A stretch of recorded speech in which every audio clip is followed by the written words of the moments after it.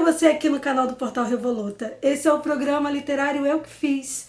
Bom, se você ainda não conhece o programa, espero que você curta esse episódio que você vai ver e corra para poder maratonar as 2 temporadas anteriores do programa, né? E te peço que se inscreva no canal, ative o sininho para receber as notificações do que rola por aqui e, se curtir o programa, curta e compartilhe para que mais pessoas possam conhecer o conteúdo, tá bom? Bom, esse segundo episódio da 3ª temporada tem como convidado um pernambucano de Goiânia, né? Ele tem 48 anos, é jornalista e roteirista. O nome dele é Wilfred Gadelha.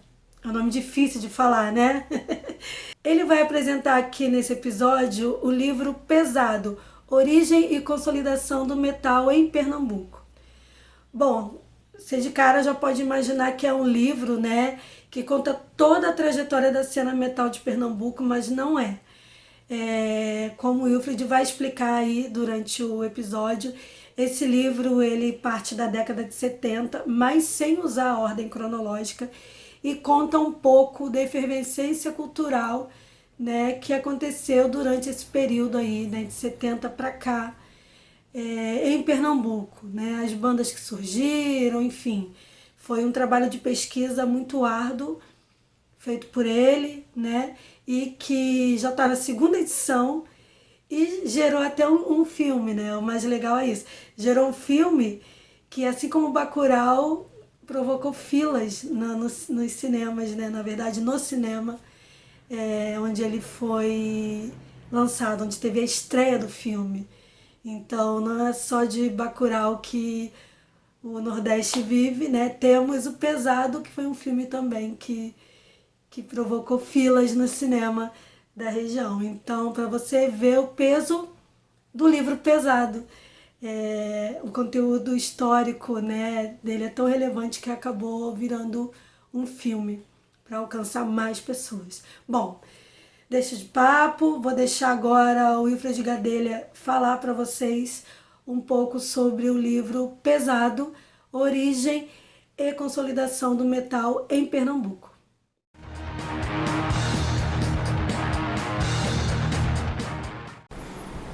Bem, eu sou o Wilfred Gadelha, autor do livro Pesado, Origem e Consolidação do Metal em Pernambuco.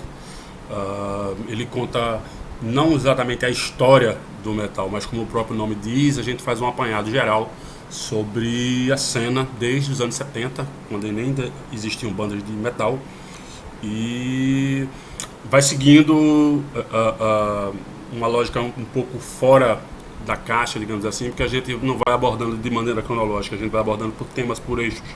Então a gente discute na primeira parte o espaço, que é onde as pessoas sacavam som, onde é que se comprava disco, onde é que tinha show, sabe? Na segunda parte é o som, aí sim a gente fala sobre as bandas, como é que as bandas surgiram, como é que foi essa evolução musical no final das contas. E na terceira parte, que é a imagem, a gente fala sobre quem fazia fanzine, quem fotografava, quem filmava, enfim, como é que a mídia, digamos, underground, os ilustradores também, como é que funcionava essa questão da imagem do metal aqui em Pernambuco.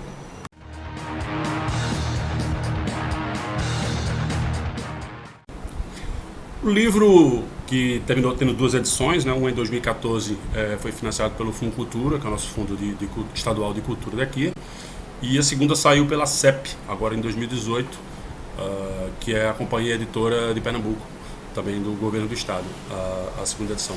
A inspiração para o livro foi eu costumo dizer que veio da minha vida mesmo, assim, de tanto o escrever sobre, eu sou jornalista, e sempre escrevi desde moleque em fanzines, e depois quando eu fui para os jornais principais daqui de Pernambuco, o Jornal do Comércio e o Diário de Pernambuco, eu meio que assumi, entre aspas, a responsabilidade de escrever matérias sobre metal nesses 2 periódicos. E a gente, depois, em 2009, fui convidado por uma equipe que estava iniciando uma pesquisa cultural sobre o metal daqui, mas com foco na cena no Recife pós-Mangue Beat, E aí são professores universitários, Amilcar Bezerra e Daniela Maria Ferreira, que são da Universidade Federal de Pernambuco, e Jorge de la Barre, que ele é franco-lusitano, né, e é da Universidade Federal Fluminense. E a gente fez essa pesquisa que chamava Transformações, a cena metal no Recife pós-mangue. Depois fizemos uma segunda pesquisa, e aí assim a gente já estava pensando em fazer o livro. Que a gente foi para o interior de Pernambuco, que tem uma cena muito forte. E aí a segunda pesquisa se chama Além da Capital, música pesada no interior de Pernambuco. A partir daí, a gente já começou a trabalhar na perspectiva do livro. E, como eu disse, a pesquisa foi feita por 4 pessoas e eu fiz o texto final.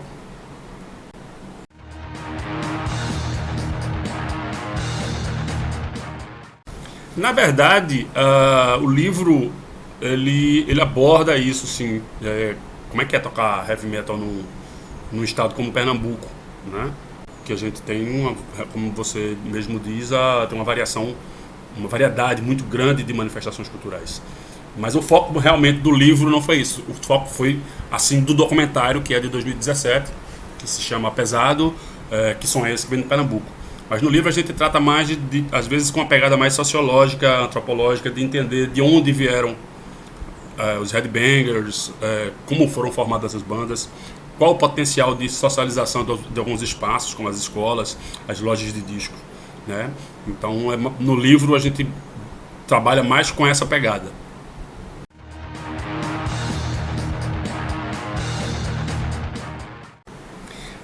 Pois é, a ideia de dividir o livro nesses 3 eixos, ela parte muito de uma conversa, aliás, de uma discussão que houve desde o início das pesquisas que fizemos, sobre, para não fazer um livro jornalístico ou um livro de história. A gente queria fazer algo diferente, assim. Então, essa pegada que eu falei anteriormente de sociologia e de antropologia, ele discute muito essas questões. A partir dessa divisão por eixos, a gente pôde ampliar alguns debates, como o consumo de música, como se consumia, né, obviamente, a música nos anos 70, nos anos 80, há uma variação, há uma diferença, né, e isso impacta diretamente na gestão, entre aspas, da cena, como é que a cena se desenvolve, né?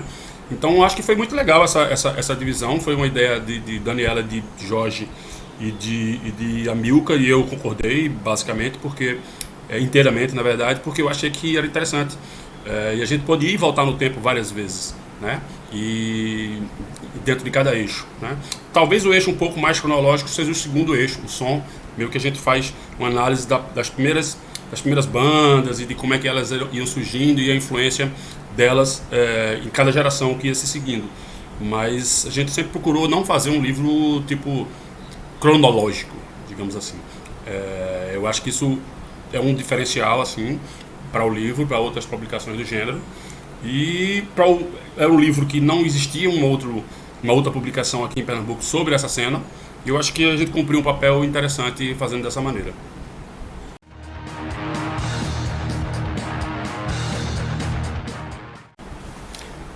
O processo de pesquisa talvez tenha sido uma das partes mais prazerosas de escrever esse livro. Porque como eu fui integrante da cena, assim, eu toquei em bandas no início do final da década de 80 e no início dos anos 90, e depois voltei a tocar por volta de 2008 até 2019 em outras bandas, no Crua, no Will to Kill. E anteriormente eu havia tocado no Dark Fate e no Cerebro, bandas de thrash metal e tal. E então, assim, eu tinha já um conhecimento, talvez muito da memória, mas é muito interessante como a memória da gente vai sendo testada durante esses momentos, assim. Então eu conhecia bastante pessoas, de certo modo havia um respeito pela minha pessoa, pelo fato de ser o cara que escrevia sobre a cena local. Eu sempre procurei, mesmo matérias sobre, sei lá, o Iron Maiden vai tocar aqui, eu sempre fazia um jeito de colocar as bandas locais para falarem nas matérias. O que é que vocês estão achando? Procurava, enfim, dar essa pitada regional, local nas matérias, né? Então foi muito divertido, assim. O mais difícil, no final das contas, foi mesmo material das bandas, assim, no sentido de vídeos e de fotos. Muita gente perdeu isso, mas aí, assim, os fanzines eles cumpriram essa função de uma maneira muito forte, principalmente os fanzines S-Fezes, que é bem importante aqui de Pernambuco, o Aclamator, Informativo Nordeste Bangers, The Crypt, vários fanzines que existiam aqui, porque essa cena da gente não sai no jornal, não saía no jornal, com raríssimas e honrosas exceções, como Zé Teles, autor do livro do Frevo Mugbeat, que em 88, 89 ele descobriu a cena, né? Ele descobriu a nossa cena e passou a escrever sobre. Então, a gente trabalhou basicamente com fontes primárias, fomos falar com as pessoas, né? E com essas publicações underground e tal. Também muitos colecionadores, e isso é legal, porque eu sempre fui muito bagunçado. Tinha material apenas da minha banda e tipo impresso assim, eu só fui achar a demo completa da banda que a gente tocava, Dark Fate, a demo Overwhelming Will, há 1 mês, 2 meses. Então eu agradeço muito, a gente agradece muito essas pessoas que guardaram esse material. Isso é muito importante. Os cartazes do primeiro show, cartaz do show de Sepultura em Caruaru e por aí vai. Depois do livro para o filme, a gente também fez um outro trabalho de pesquisa e foi muito mais complexo, porque material em vídeo ainda era mais raro. Mas serviu inclusive para o trabalho do livro, aliás, o trabalho do filme, a pesquisa do filme, me ajudou na ampliação da segunda edição de 2018, que já teve mais coisas, né? Inclusive os QR Codes que você clica lá com o leitor e vai para demos de bandas, vai para músicas. Então isso foi já um trabalho que veio desse congraçamento, dessa mistura de linguagens que é o livro e é o documentário.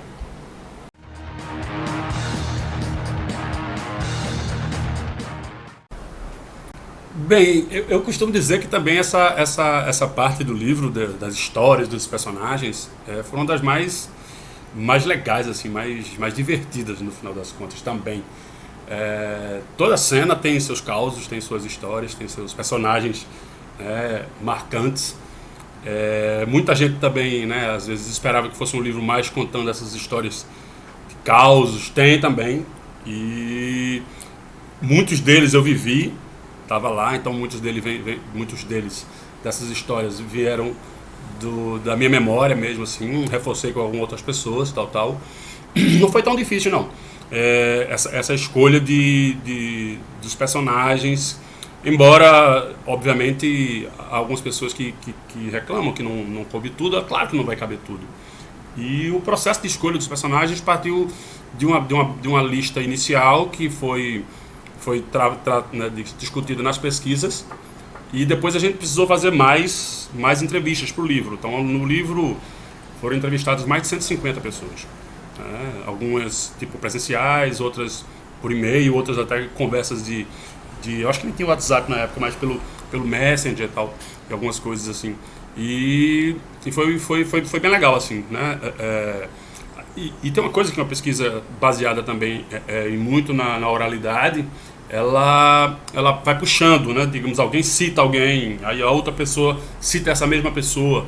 É o caso de Humberto Brito, que é um dos pioneiros aqui, um cara que vendia discos pra galera na Rua da Matriz, no centro da cidade, que eu, por exemplo, eu não o conhecia, tinha ouvido falar, mas muito pouco, e todo mundo falava dele, e aí a gente foi puxando. Então a gente foi na casa dele, filmamos inclusive, e infelizmente no mesmo ano ele morreu. Ele teve um problema do coração e faleceu. Então a última entrevista que ele deu foi pra gente, lá na casa dele, um sobrado antigão lá no centro da cidade, meio sombrio. Então assim, foi isso, assim, uma coisa que foi puxando a outra, né? E a gente também tentou fazer de uma maneira que as coisas não ficassem datadas. Então assim, a gente citava os fatos atuais, mas a gente sabia que ia ter a gente estabeleceu o dia 31 de dezembro de 2013 como o final da primeira edição. Depois, para a segunda edição, a gente fechou 31 de dezembro de 2017. Não foi tão complicado, não, assim, fazer essa escolha.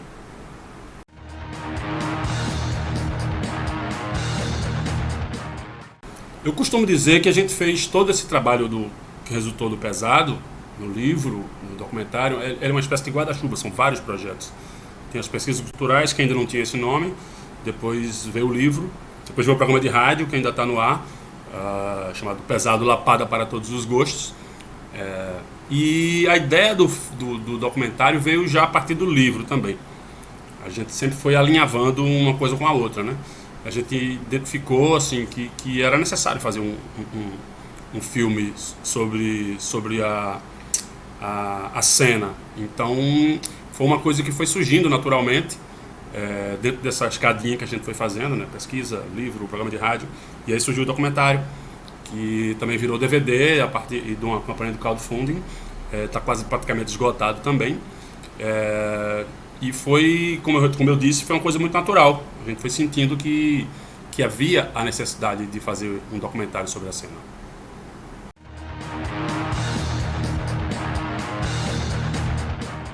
A segunda edição do livro, ela surgiu de uma necessidade das pessoas, de um público que ficou, aspas, órfão da primeira edição, que esgotou rapidamente, foram apenas 1.000 exemplares, e ele custava R$25, porque foi feito com dinheiro público, o recurso do Estado, e a gente achou que deveria ser colocado um valor baixo para que as pessoas pudessem ter acesso, né? E é interessante, porque como ele esgotou muito rápido, as pessoas pediam sempre: Wilfred, quando é que sai a segunda edição? Quando é que sai a segunda edição?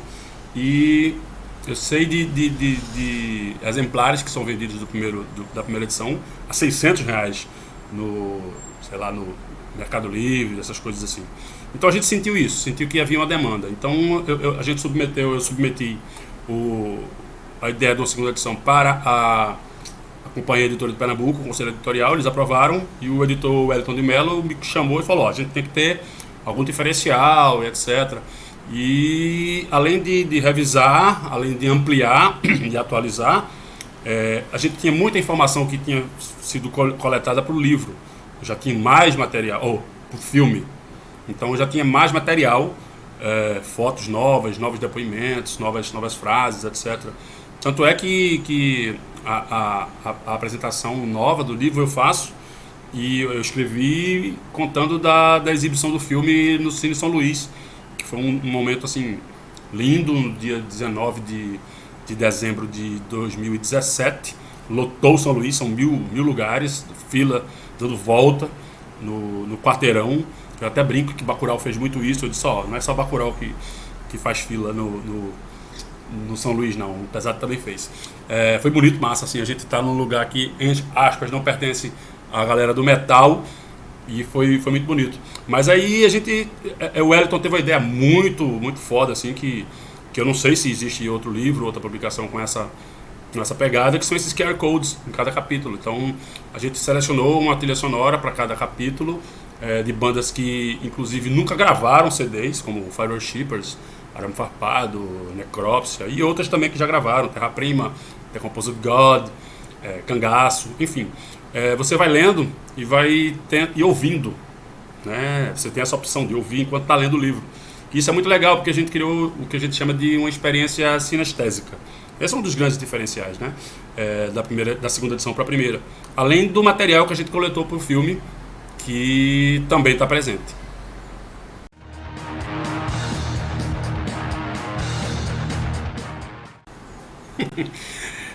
Essa é uma pergunta que eu não sei dizer exatamente, assim, porque a gente começou a pesquisar para o livro em 2010.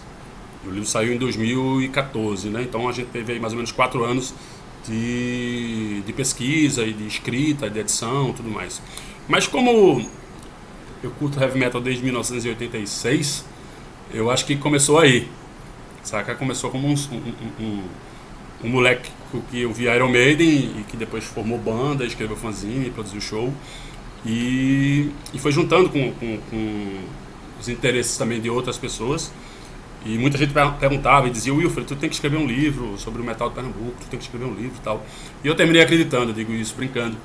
Então, assim, o processo mesmo de meter a mão na massa, eu escrevi o livro em 8 meses, né?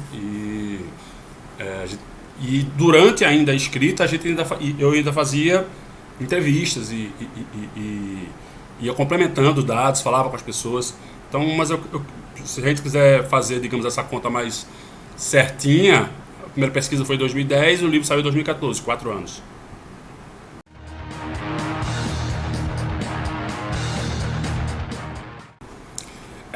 Eu acho que as coisas mais curiosas da pesquisa do livro, da escrita do livro, meio que são essas descobertas que você vai fazendo durante esse processo todo, que te lembram coisas que você havia esquecido, por exemplo, ou que você conhece coisas que você não sabia.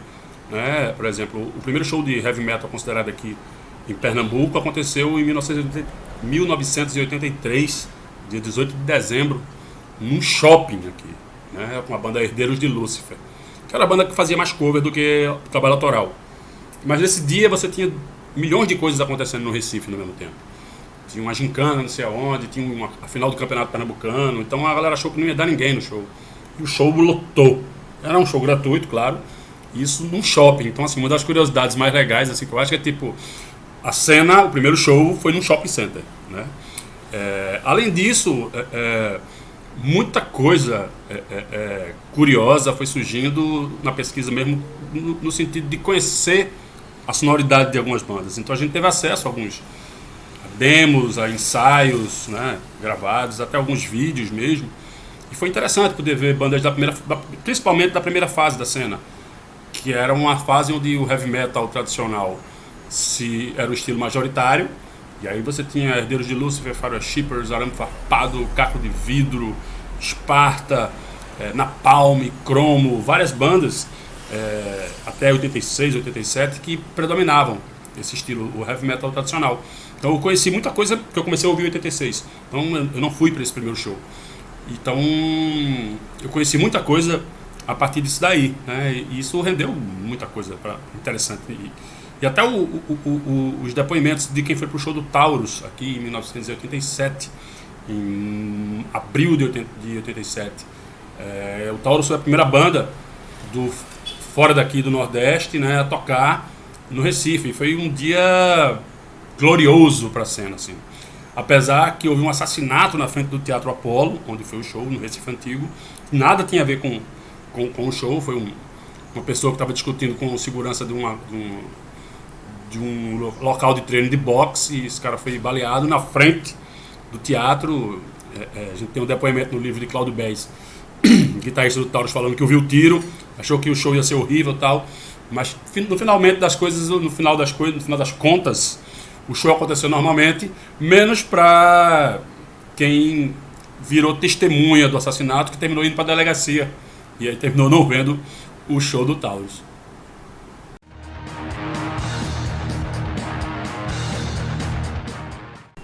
Bem, essa questão das fotos é muito interessante, assim, porque é bom lembrar que que o metal sempre é uma cena underground, principalmente aqui no Nordeste, e você não tinha recursos suficientes para máquinas fotográficas de boa qualidade. Então, só a partir, eu acho que mais para frente, dos anos 90, você já vai ter uma coisa mais profissional. Então a gente teve muitas fotos foram cedidas pelos personagens do filme, do livro. Isso eu acho muito legal.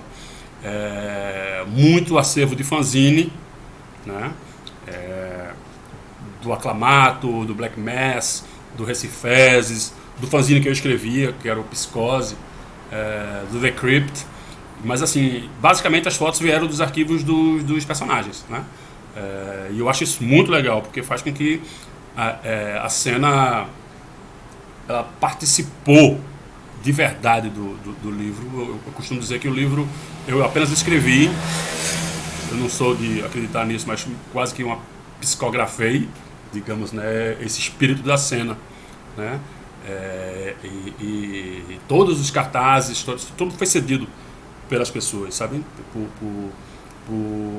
Por quem participou da cena. Eu acho isso a parte mais... E quem participa também, a parte mais legal.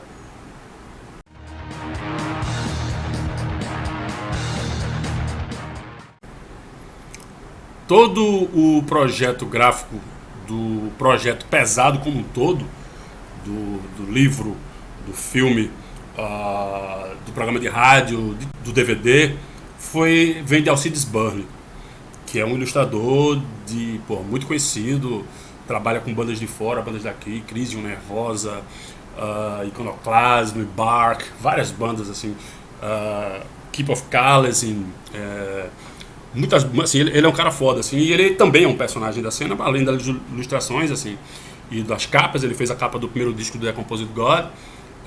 E ele também teve banda, né? Ele foi vocalista de várias bandas, Subnarcose, Subinfected e do Inner Demons Rise. Já na segunda edição do livro, o projeto foi de Marcos Asbar e de Lula Reis, mas inspirado também no trabalho que Alcides fez na primeira edição. A gente teve uma ideia de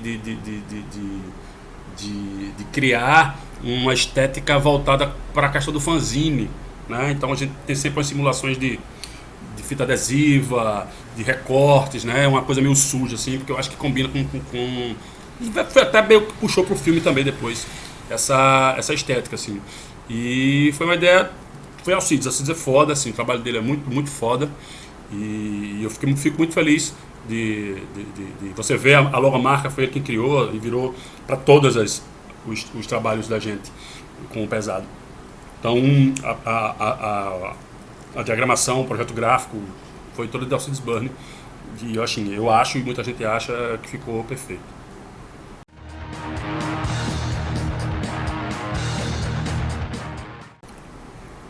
Meu contato com a literatura foi bem criança. Eu morava numa cidade do interior, daqui de Pernambuco, chamada Goiânia. Minha mãe, Dona Lourdes, era professora de francês. E ela sempre gostou de ler bastante, então lá em casa tinha Jorge Amado, tinha Graciliano Ramos, tinha Zé Lins do Rego, Monteiro Lobato, Gabriel Garcia Marques. Então eu acho que o primeiro livro que eu li deve ter sido um livro do Monteiro Lobato. Não recordo exatamente qual deles, mas eu acho que é o primeiro mesmo. Eu tinha uma coleção de 8 volumes grandes, assim, gigantes, de Monteiro Lobato. Então foi o meu primeiro autor que eu li, assim. Mas eu li essas coisas todas muito criança ainda, 8, 9 anos.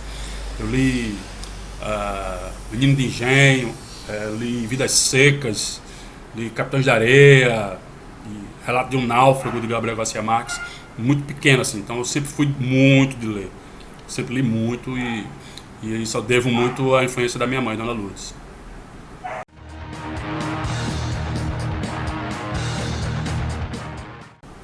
Eu posso dizer que eu tenho vários livros de cabeceira. Eu trabalho como jornalista e, assim, embora eu não esteja trabalhando mais tanto, estou mais voltado para a questão do audiovisual, de roteiro, etc. E eu tenho vários. Um deles é 100 Anos de Solidão, de Gabriel Garcia Marques. Outro é A Pedra do Reino, de Ariano Suassuna. E também eu leio muito, isso eu estou falando de ficção, né? Mas como eu tenho lido muito a trabalho, muito por conta de trabalho também, tem alguns livros que são essenciais, assim, para mim. Eu estou lendo agora Tempo dos Flamengos, que é um livro de Zé Antônio Gonçalves de Mello, sobre o Brasil holandês aqui, né? Li também bastante coisa sobre Lampião, né? Então tem um livro chamado Guerreiros do Sol, de Frederico Pernambucano de Mello, sobre o cangaço, assim, que eu acho genial, gosto demais desse livro. E eu acho que é por aí. Digamos que eu tenho 4 livros de cabeceira, né? E sim, e de música. O meu livro de cabeceira de música são 2 também. Mate-me, por favor, que eu acho genial, que influenciou, inclusive, a edição do filme, do nosso documentário. A gente queria que as pessoas fossem falando, uma colagem, como é o Mate-me, por favor. E do Frevo ao Mangue Beat, que é um livro de Zé Teles, jornalista, ex-Jornal do Comércio, que dá uma geral sobre a música pernambucana, e é um dos livros que eu mais admiro, assim, que mais leio, mais curto.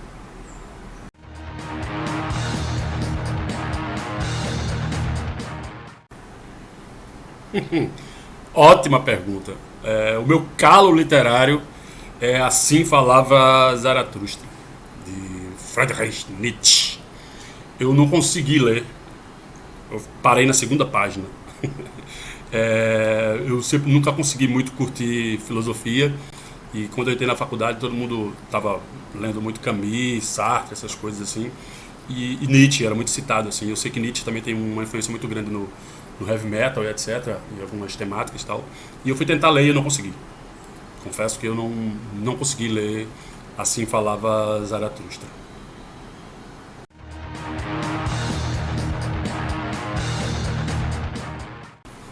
Um livro de um autor independente que eu indico é do Frevo ao Mangue Beat, de José Teles.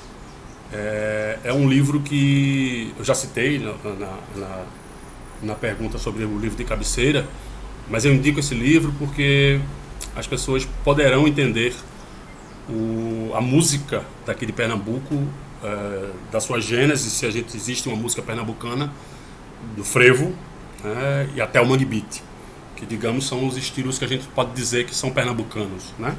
Mas aí Zé Teles dá uma geral, vai bater e fala sobre maracatu, fala sobre psicodelia daqui, o Udi Grude, do Ave Sangria, de Flaviola, Lula Corte, fala sobre Alceu Valença, chegando até o Mangue Beat, fala um pouco inclusive sobre a nossa cena de metal, não passam, mas fala. E eu acho que esse é um livro que eu indico, do Frevo ao Mangue Beat, de José Teles. Ufa, que trajetória bonita essa, hein? Um trabalho de pesquisa árdua, né, que envolveu várias pessoas, que, né, desencavou a história de muitas bandas, e a própria história do Wilfred, né, parece que está entrelaçada com a história do metal e da cena cultural pernambucana, né? E muito bacana essa ideia aí de, na segunda edição, ter o QR Code para você poder ouvir as músicas das bandas enquanto lê o livro, né? Eu já estou curiosa, eu não tenho o livro ainda, vou adquirir o livro e eu quero ler e ouvir esse livro, né? Que me parece que tem ótimas histórias. E se você também ficou curioso, eu vou deixar aqui na tela o Instagram da Editora CEP e na descrição do vídeo o link para você adquirir o livro, caso você queira. E também na descrição do vídeo tem o link de algumas das bandas que foram citadas pelo Wilfred aqui durante o programa, e também de quem fez a arte gráfica, né? Então tá tudo aqui na descrição do vídeo. É só olhar aqui embaixo, quando terminar de assistir o programa, corre na descrição que tem vários links legais lá, tá bom? Inclusive as redes sociais do Portal Revoluta. Bom, chegou a hora da dica da apresentadora, né? Tenho trazido aí nessa temporada dicas de iniciativas que fomentam a literatura, seja a produção literária, ou seja o consumo de livros, ler, né? Para que as pessoas leiam livros. E a dica desse episódio tem a ver com o momento pandêmico que a gente está passando, né? Em que a gente precisa evitar as visitas a bibliotecas e feiras de livro. Ai, que saudade da Bienal do Livro. Mas se fizer a visita a alguma feira ou biblioteca, tem que fazer de uma forma muito consciente, né? Se cuidando, usando máscara, álcool em gel, fazendo distanciamento social.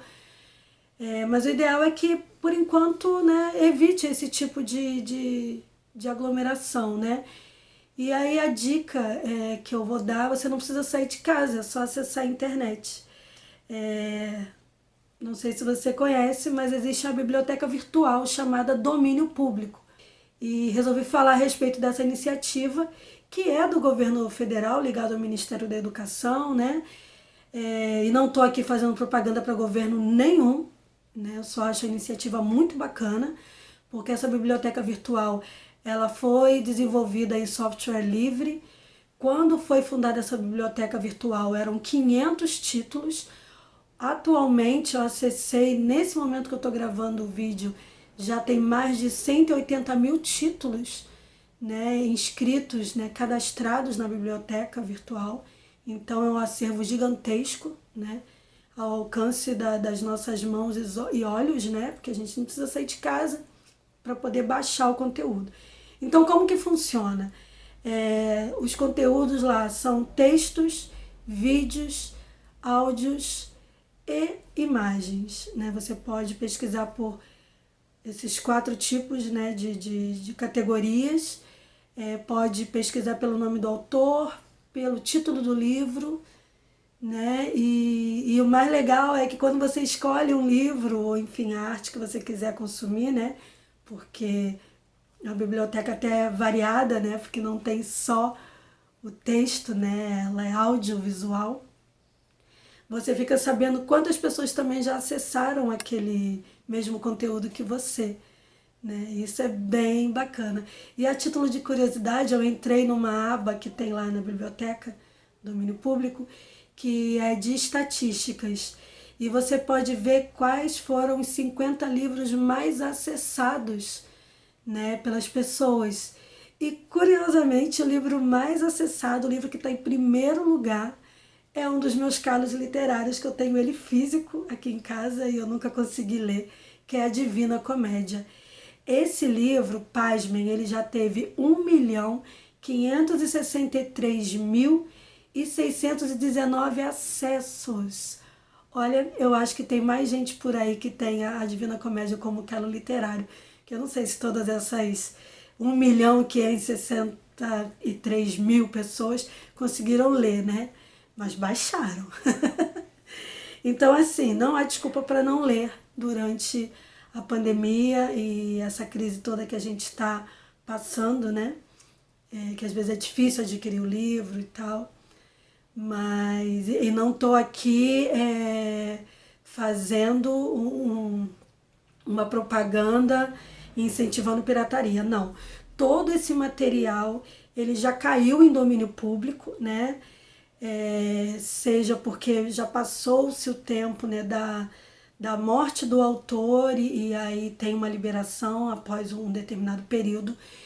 E algumas pessoas liberam, né, de vontade própria o seu conteúdo, a sua obra para estar em domínio público. Então, tudo que está lá na biblioteca virtual já é de domínio público, né? E aí tá bem claro isso, porque o nome do site é domínio público. Então, não estou incentivando a pirataria, eu acho importante a gente apoiar os autores, né, e as editoras independentes, comprar os livros quando puder. Mas essas grandes obras que já estão em domínio público, eu acho que é um bom achado. Acho que é um bom achado. Usar essa biblioteca virtual para ter acesso a essas obras, né?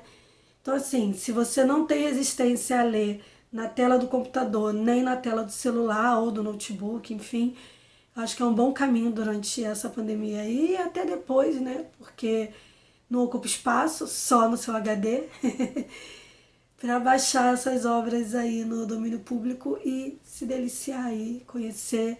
E mais, tem livros em outras línguas e tem livros técnicos para quem quiser aí se aprofundar em algum assunto de biologia, matemática, física. Tá tudo lá, tá bom? Então é isso. Se você conhece alguma iniciativa que incentiva a literatura, tanto a leitura quanto a produção literária, manda um e-mail aqui para euquefiz@revoluta.com.